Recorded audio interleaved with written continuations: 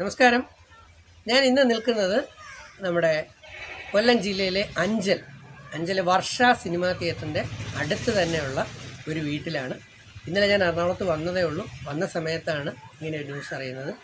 ജിഷ എന്ന് പറയുന്ന ഒരു സഹോദരി, 2 മക്കളുണ്ട്, ഹസ്ബൻഡ്. പക്ഷേ ജിഷയുടെ 2 കിഡ്നിയും വളരെയധികം കംപ്ലൈൻറ്റിലാണ്, തകരാറിലാണ്.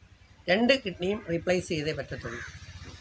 കിഡ്നി കൊടുക്കാൻ ഹസ്ബൻഡ് തയ്യാറാണ്. ഹസ്ബൻഡിന് വൈകല്യമുണ്ട്, കാലിന് വയ്യ, അത് ജോലി ചെയ്യാൻ പോകാനും വയ്യാത്തൊരവസ്ഥയിലാണ്. 2 പെൺകുട്ടികളാണ് അവർക്കുള്ളത്, 2 മക്കൾ. അപ്പോൾ ഞാൻ കാണിക്കാം. ഒരു 20 ലക്ഷം രൂപയെങ്കിലും വേണം ആ കുട്ടിയുടെ 2 കിഡ്നിയും അല്ലെങ്കിൽ ഒരു കിഡ്നിയെങ്കിലും മാറ്റി വെച്ചിട്ട്. അപ്പോൾ ഹസ്ബൻഡിൽ നിന്നാണ് അത് കൊടുക്കാനും തയ്യാറാക്കുന്നത്. അപ്പോൾ അതിൻ്റെ ഡയാലിസിസ് ഇപ്പോൾ നടന്നുകൊണ്ടിരിക്കുന്നു. ഞാനിപ്പോൾ വന്നപ്പോൾ ഡയാലിസിസ് കഴിഞ്ഞ് വന്നതേ ഉള്ളൂ. ഈ വീടിൻ്റെ അവസ്ഥയും വളരെ പരിതാപകരമാണ്. ഒന്ന് ചുറ്റി ഒന്ന് കാണിക്കാമെങ്കിൽ ഇതിനകത്തേക്കൂടെ ഒന്ന് കാണിക്കാം. ഞാൻ വന്നപ്പോൾ എനിക്ക് തന്നെ വളരെയധികം വിഷമം തോന്നുന്നുണ്ട്, ഇവിടുത്തെ ഈ അവസ്ഥയും ഇതെല്ലാം.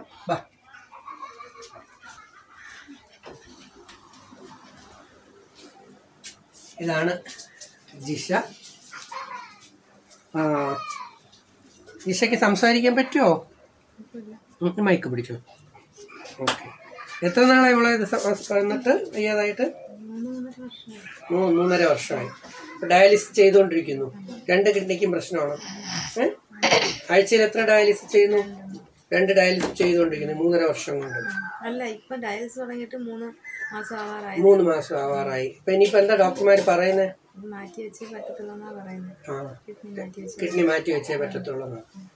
ഓക്കെ. എന്തെങ്കിലും ജോലി ഉണ്ടായിരുന്നോ? ജോലിയൊന്നും ഉണ്ടായിരുന്നില്ല.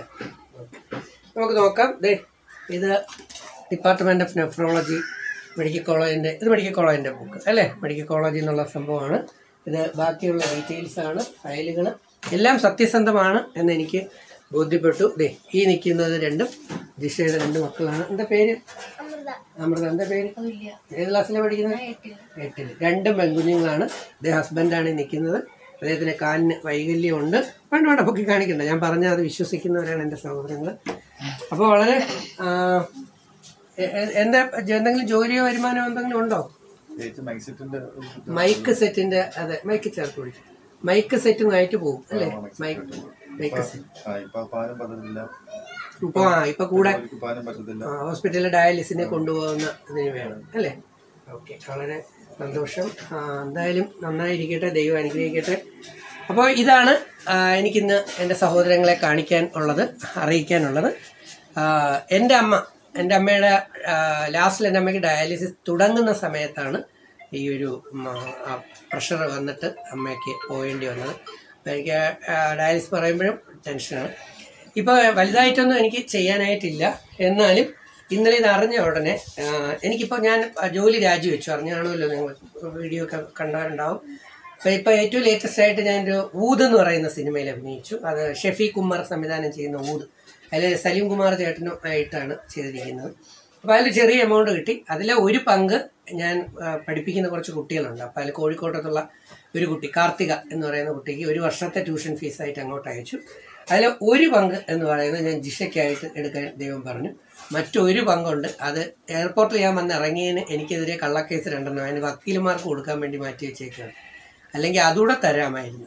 പറഞ്ഞ മനസ്സിലായി, അത് സത്യമാണ്. അപ്പോൾ എൻ്റെ ഒരു സന്തോഷം, എൻ്റെ ചെറിയ ഗിഫ്റ്റായിട്ട് അത് ഇരിക്കട്ടെ കേട്ടോ. വലിയ എമൗണ്ടൊന്നുമല്ല, എന്നാലും ഒട്ടും തെറ്റില്ലാത്ത ഒരു എമൗണ്ടാണ്. എനിക്ക് അറ്റ് പ്രസൻറ്റിൽ ഇതേ പറ്റത്തുള്ളൂ. ഞാൻ പറഞ്ഞിരുന്നു, സിനിമ സീരിയലൊക്കെ ഞാൻ ചെയ്യുന്നെങ്കിൽ കിട്ടുന്നതിൻ്റെ ഒരു നല്ല വിഹിതവും ചാരിറ്റിക്ക് വേണ്ടിയുള്ളതാണ് എന്നുള്ളത്. വാക്ക് തന്നെയാണ്. അല്ല, ഇന്നത്തെ ചിലർ പറഞ്ഞ പോലെ തള്ളൊന്നുമല്ല. ഇന്ന് കൃത്യം 3:30 വരുമെന്ന് പറഞ്ഞാൽ കറക്റ്റായിട്ട് എത്തിയോ? എന്ത് പറയുന്നത്? സുഹൃത്തുക്കളെല്ലാം ഇവിടെ ഉണ്ട്. ഇവിടെ മൈക്ക് പിടിച്ചോ. കൃത്യം 3:30 എത്തിയോ? എത്തി. നിങ്ങൾ വന്ന് ഞെട്ടിപ്പോയല്ലേ ഞാൻ വന്ന് വിളിച്ചപ്പോൾ? നിങ്ങൾ ഞാൻ വരുമെന്ന് നിങ്ങൾ പ്രതീക്ഷിച്ചോ? ഉണ്ടായിരുന്നു. മോനെ, നമ്മളെ ജീവിതം ഇപ്പം റംസാൻ നോമ്പ് കാലവും കൂടെയാണ്. നമുക്ക് ചെയ്യാൻ പറ്റുന്ന നന്മ കൂടുതൽ ചെയ്യുക എന്നുള്ളതേ ഉള്ളൂ. നമ്മൾ ചെയ്യുന്ന പുണ്യത്തിന് നമുക്ക് അതിൻ്റെ ഇരട്ടി തന്നെ കിട്ടും. അപ്പോൾ തീർച്ചയായിട്ടും ജിഷയെ സംബന്ധിച്ച് വിഷമിക്കേണ്ട. ഇപ്പം പുണ്യകാലമാണ്. ഇപ്പം ദാനം ചെയ്യുന്നവർക്ക് ഇരട്ടി വളരെയധികം പുണ്യങ്ങൾ കിട്ടും. അല്ലെങ്കിൽ തന്നെയും ദാനം എന്ന് പറയുന്ന ഓരോ വ്യക്തിയുടെയും പാപവും കൂടെ കുറപ്പിക്കുമെന്ന് ആധ്യാത്മികത അറിയാമെന്നുള്ളവർക്കറിയാം. അപ്പോൾ എന്തായാലും ജിഷയുടെ ബാങ്ക് ഡീറ്റെയിൽസും ബാങ്ക് ഡീറ്റെയിൽസും ഞാൻ ഈ വീഡിയോയുടെ അറ്റാച്ച് ചെയ്യാം. കഴിയുന്നുള്ളവർ കഴിയുന്ന രീതിയിൽ സഹായിക്കുക. നമ്മുടെ കൂട്ടത്തിലൊരു കുട്ടിയെ നമുക്ക് രക്ഷിക്കാനായിട്ട് നോക്കാം. I love you all. എല്ലാവർക്കും ഈദ് മുബാറക്. എല്ലാ വിജയാശംസകളും എല്ലാവർക്കും. Thank you.